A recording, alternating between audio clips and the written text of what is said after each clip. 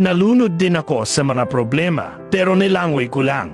Parang buhay na yan, puno ng pagusbong at paglubog. Ang mahalaga, hindi ka sumusuko at patuloy na lumalaban. Alam mo, ang mga problema at pagsubok ay parte ng ating buhay. Hindi natin maiiwasan na madapa, mapagod o malunod sa mga ito. Pero ang maganda, may kakayahan tayo na bumangon at lumangoy pabalik sa kaharian ng tagumpay. Sa tuwing nadadapa tayo, ito ay pagkakataon na matutunan natin ang ating mga kakulangan at pagkukulang.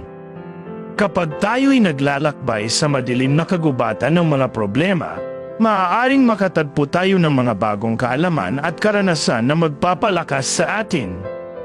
Hindi mo lang nirunod ang mga problema, tinuruan mo rin ang sarili mo na maging mas matatag.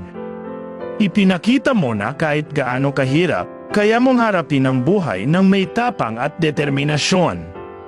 Ipinapakita mo sa amin na sa kabila ng lahat ng hamon, ang importante ay hindi tayo nagpapabaya at patuloy tayong lumalaban.